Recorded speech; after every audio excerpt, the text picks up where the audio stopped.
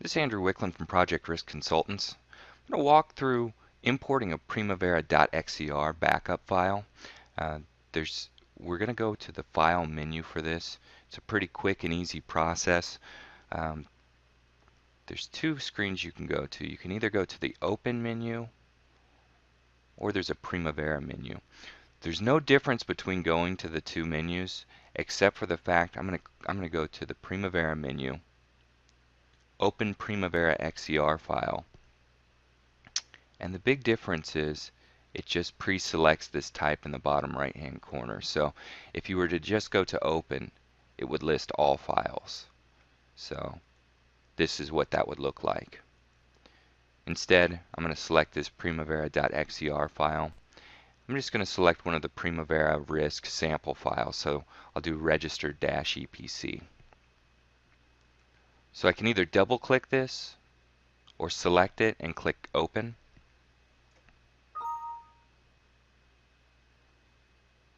So this gives me a pop-up that says it's from a different database than the last file. Some of the default mappings could have changed. Click OK. If you get that message, just go past that. So this is going to be a two-part a wizard. So the first one, you're selecting whether or not you've got multiple files, etc. So if you do have sub-projects, this pop-up will not be grayed out. And then you have the ability to either check mark this box that says import all files, or you can select one of the sub-projects. So if I had 5 sub-projects, I could import just one of them or all 5 of them. There's no way to import 2 unless I recreated an XER with those 2 files. So it's one or all. Then you put in the combined project name. In this case, since we're bringing in only one file, we don't have to fill that out. The next part is important though. Planning unit, you want this set to whatever the Primavera P6 database is set to. So if the planning unit in Primavera P6 is set to 8 hours and you import it with a 10-hour day, the durations are going to come off. So you do want to make sure it's exactly in line with the Primavera P6 database. I would generally import things in hours. So if you're not going to have to worry at that point about the planning unit if you import everything in hours. Then you'll be able to do things like fractional durations and what have you as well that you may want on schedules with very short durations, etc. So you can go all the way down to a quarter hour on that. The WBS, I would go ahead and check mark this each time to organize it by the WBS structure. You can organize with activity codes later on. So bring in the WBS right now. Those that look at the project by activity codes, you can go ahead and reorganize that later. And then select workspace. If you've got a specific workspace that you use and you've set up, you can bring that in. Most users use the default Primavera workspace. It's well set up. It's very clean and easy to use. So, but you can go ahead and set your workspace there. So go ahead and click OK. The main thing here is picking the planning unit. Now you've only got 2 tabs here, so it's pretty easy. The first tab is for tasks. So you can create a distribution. This is if you have 3-point estimates already in Primavera P6. So if you have a minimum, a likely, a maximum duration column, you can map these in. As you can see, I don't have those, but if, say, for example, if it was P50 finish, P80 finish, I could try and map those in. I'm going to uncheck that because I don't have risk data in this.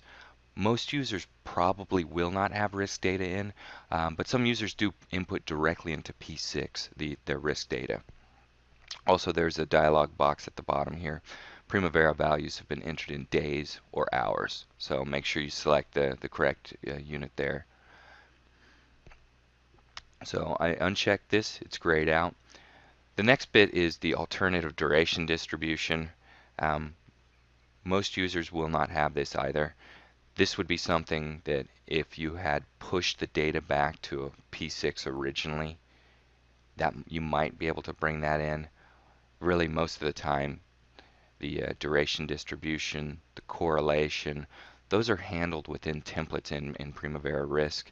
So It's not really advisable to try and do all that in P6 because the Primavera risk tool is going to help you do all of that. If the data is in P6, sure, go ahead and bring it over. But to be honest, you would rarely have a P6 file that had that information in it. Next is prefix the task ID with the project name. So if you did bring in a project from P6 that had 5 sub-projects, and they might have similar task IDs, you want to go ahead and bring in, you probably want to check mark this, and it'll bring in the project name before the task ID, because if you have 2 matching IDs, so 2 001s, it's going to rename one of them for you unless you prefix it with the project name. So I would check that if you are bringing in sub-projects, unless you want it to rename things for you.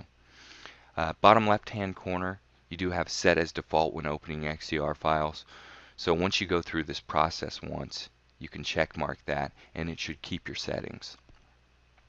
The second tab, probabilistic, these are for risk events. So if you don't track risk events in P6, then you're probably not going to use this. Most users, once again, do not. If you did put a risk event in, like, hey, we may have a delay, there's a 50% chance of delay, you might have a probability of occurrence field. We very rarely see it, but you can map to that. So a number field, you could bring that over, and that would bring your probabilities over. Once again, the Pertmaster risk register helps you do that as well. So if you'll start managing the data within Primavera risk, most of these fields you would never have in P6, and like I said, we rarely, if ever, see those fields populated unless it was for audit purposes, and it was purposefully loaded so that an organization like DCMA could do an audit. The last field is probabilistic branching. Once again, it can be done, but it's very uncommon. You have to make sure it's in the correct structure based on how Primavera risk accepts the data. So the only time you would see most of these fields is if the data was in P6, or you directly connected with Primavera risk to the database, you brought some information over, and then from Primavera risk you pushed fields back to the P6 database. So very uncommon to see most of these. Most of these you can leave as nothing if there's no risk data in the P6 file. You can check mark that, bottom left, set as default, and then you just click OK. As soon as the project is imported, click Save, and your file's in. You're good to go, and that's all there is to the import.